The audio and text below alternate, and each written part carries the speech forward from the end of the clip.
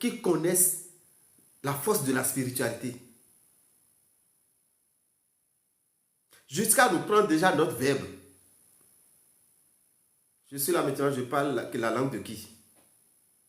Est-ce que c'est ma langue que je parle? Déjà en parlant leur langue, vous leur donnez de force. Vous donnez une force à leur égrégore. Et ils ont compris, ils nous ont imposé cela.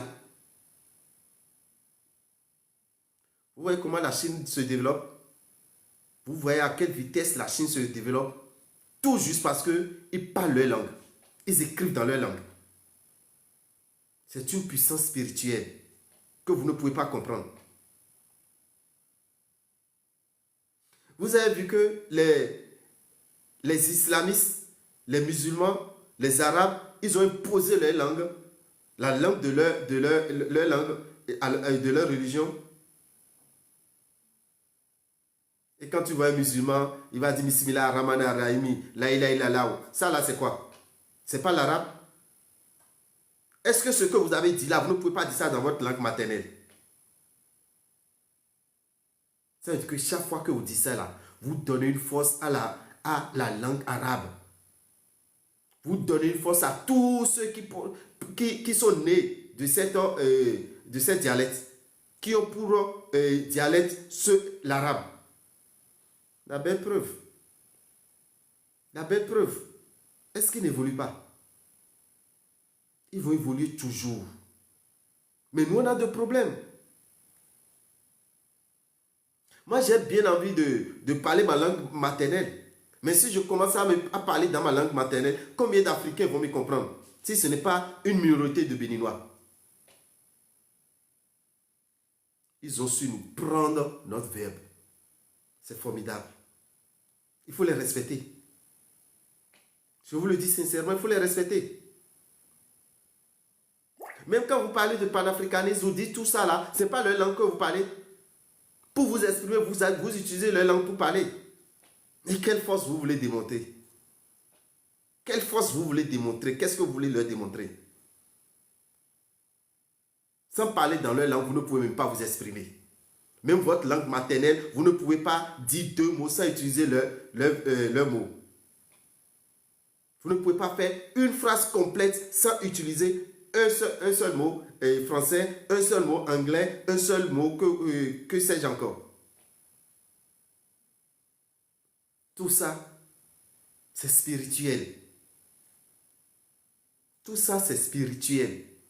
Vous donnez de la force à leur égrégore.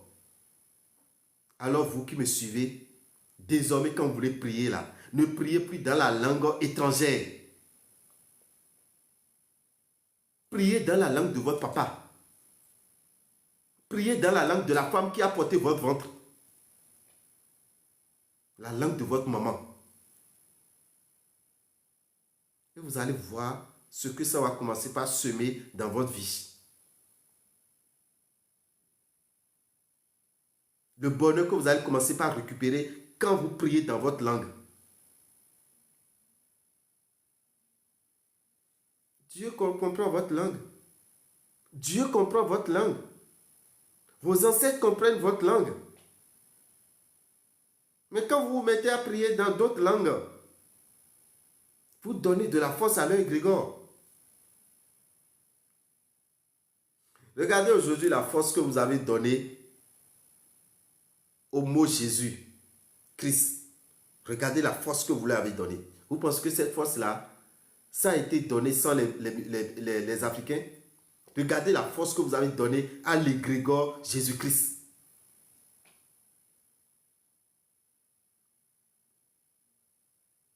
Vous voulez, en prononçant ce mot, vous donner de la force à un égrégore étranger. Un égrégore qui n'a rien à voir dans votre pays. Qui n'a aucun effet pour votre pays. Disons-nous la vérité. Quel pays africain s'est développé grâce à Jésus-Christ? Ou bien grâce à l'Église? Donnez-moi un exemple. Et c'est parce qu'ils sont chrétiens qu'ils sont développés. Parce qu'ils appellent Jésus-Christ tous les jours qu'ils sont développés. Donnez-moi un exemple de pays africain. Au contraire, on s'appauvrit. Au contraire, on s'appauvrit. Parce qu'au lieu d'aller travailler, on est là à prier du matin jusqu'au soir. On est là à prier du matin jusqu'au soir. Des fois, je me demande, mais finalement, ceux-là, ils n'ont rien à faire. Lundi, tu vas entendre, ils sont à l'église. Mardi, ils sont à l'église. Mercredi, ils sont à l'église. Jeudi, ils sont à l'église. Vendredi, samedi, dimanche, tous les jours, ils sont à l'église.